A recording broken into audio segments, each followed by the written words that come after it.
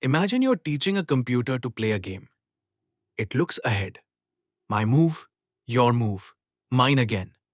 Building a tree of every way the game could go. And at the bottom, it scores each outcome. That's minimax. On my turn, I take the largest score. On yours, you take the smallest. And the values bubble up to tell me my best move. There's just one problem. Plain minimax reads every single leaf at the bottom. And the number of leaves explodes. With B choices each turn and a look ahead of depth D, that's B to the power D leaves. Branch by 10, look 8 moves deep, and you're staring at 100 million positions. Alpha-beta pruning is the fix.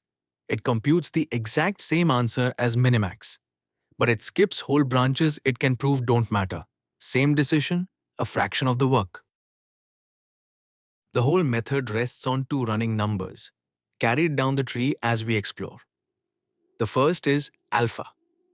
The best score max can already guarantee somewhere else. Think of it as a floor. Max has this in the bag and won't settle for less. The second is beta. The best min can hold max down to. That's a ceiling. Inside this part of the tree, max cannot possibly score more than beta because the opponent won't allow it. At the very top, we know nothing yet. So alpha starts at minus infinity and beta at plus infinity. A floor and ceiling infinitely far apart. As we walk down, those two close in on each other, and only two updates ever happen. A max node can only raise the floor alpha, a min node can only lower the ceiling beta. Max pushes up, min pushes down. Here is the one rule that does all the pruning. The moment the floor meets or crosses the ceiling, alpha greater than or equal to beta, you stop. Every remaining branch here is a waste of time. Why is that safe? Because this branch can hand max at most beta, and max already has alpha guaranteed elsewhere. If alpha is as good or better, nothing down here can change max's choice. So we cut it unread. That's a prune. Now let's actually run it. Here's a tree 3 moves deep. I'm max at the top in gold. The down-pointing rows nodes are min, and the squares are the final scores. We explore strictly left to right, carrying alpha and beta as we go. Start at the root with alpha minus infinity, beta plus infinity, and dive down the left branch into the first min node. From that min, we go left again into a max node and read its two leaves, 3, then 5. Max keeps the larger, so this node is worth 5. That 5 travels up to the min node. Min now knows it can hold the score 2 at most 5, so beta becomes 5. The window at this min is now minus infinity to 5. Now min tries its second child, a max node, handing down that window. Alpha minus infinity, beta 5. This max reads its first leaf, a 6. Watch what happens. This is a max node, so it raises its floor to 6. But 6 is already bigger than beta, which is 5. Alpha now meets and beats beta. 6 is greater than 5, so we prune. Min would never pick this branch. It's already worse for min than the 5 it had. So the second leaf, the 9, is never even read. That's a beta cutoff. And here's the beautiful part. That hidden 9 could be anything. 100, a million. It wouldn't matter. This max node is already at least 6. Min already has a cheaper 5 on the other side. So min abandons this branch no matter what. We save the red for free. Min compares its children. 5 from the left, 6 from the right, and keeps the smaller 5. So this whole min node backs up a value of 5 to the root. The root is max, so it raises its own floor. Alpha becomes 5. Max now has 5 guaranteed. Keep that number in mind as we head down the right side. Down the right branch into the second min node, carrying the new window. Alpha 5, beta plus infinity. Its left child is a max node. We read the leaves 1 and 2, and max keeps the larger. This node is worth 2.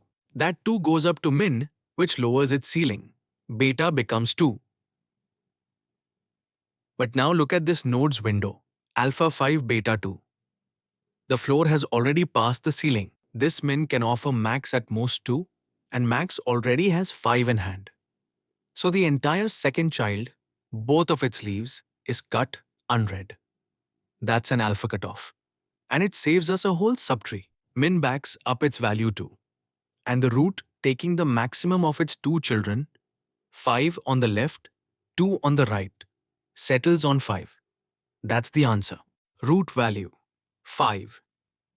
Reached without ever reading 3 of the 8 leaves. Let's be sure about the one thing that matters most. Pruning did not change the answer. It only changed how much we looked at. Plain Minimax on that tree would grind through all 8 leaves and return 5. Alpha-Beta returned the very same 5, but it read only 5 of them. And we can say exactly which leaves it skipped and why. The 9 was cut by a beta cutoff. A max node had already risen past mean ceiling. The other 2 were cut by an alpha cutoff. A min node dropped below max's floor. Here's the catch that decides how much you actually save. The order you visit children in. Alpha-Beta prunes best when the strongest moves come first. Same tree, different order, wildly different work. Best case first. The left min reads all 3 of its leaves and returns 5. So max's floor is 5. Now the middle mean's very first leaf is a 1, already below 5. So its other 2 leaves are pruned. Same for the third min. We read just 5 leaves out of 9. 5 reads. And the root value is 5. Now the worst case. The exact same 9 scores, just ordered badly. The left min still returns 5. But the middle min sees 9, then 8, before a 1 finally drops it. So all 3 leaves get read, no early cut. Only the last min prunes. We read 7 leaves. 7 reads this time. And yet the root is still 5. Same answer, more work. Only the amount of pruning changed. Push that to the limit. With perfect ordering, Alpha-Beta examines only about B to the D over 2 leaves instead of B to the D. The effective branching factor drops to the square root of B, which means, for the same effort, you can search roughly twice as deep. That is an enormous win. Worst ordering, though, prunes nothing at all. You're back to full minimax. So real engines spend real effort guessing the best move first. Ordering is everything. Your turn. Here's a small tree. Max on top. 2 min nodes below. 4 leaves. 8, 3, 2, 7. Read left to right. Pause the video and work out 2 things. Which leaf gets pruned and the final value at the root. Here's the walk. The left min reads 8 and 3. Keeps the smaller 3. So max's floor, alpha, becomes 3. The right min inherits alpha 3, beta plus infinity. Its first leaf is a 2, so beta drops to 2. Alpha 3 is now greater than beta 2, cut off. So the second leaf under the right min, the 7, is pruned, never read. The right min returns 2, and the root takes the max of 3 and 2. 3. If you got a prune 7 and a root of 3, you've nailed it. Trap 1. The big one. Thinking pruning changes the answer. It never does. If your alpha-beta root differs from plain minimax, your updates are wrong. Full stop. Pruning changes the work, not the result. Trap 2. Forgetting that ordering is everything. Perfect ordering roughly halves the depth cost. Bad ordering prunes nothing. The pruning rule is fixed, but the payoff swings entirely on order. Trap 3. Reading alpha and beta as the node's value. They're not. They're a shrinking window of what's still possible. The node's real value is the max or min of its children, computed separately. And trap 4. The boundary. You prune when alpha is greater than or equal to beta. At exact equality, you still cut. That leftover branch can only tie what max already has, so it can't change the choice. Let's lock it in. Alpha-Beta Pruning computes the exact same value as minimax. It just refuses to read branches that can't matter. Two bounds write down every path. Alpha, max's floor, and beta, mean ceiling. They start at plus and minus infinity, and max only raises alpha, while min only lowers beta. The instant alpha meets or crosses beta, you prune the rest of that node. A beta cutoff at a max node, an alpha cutoff at a min node. And because the savings live entirely in move ordering, put your best guesses first. Do that, and you search about twice as deep for the same cost.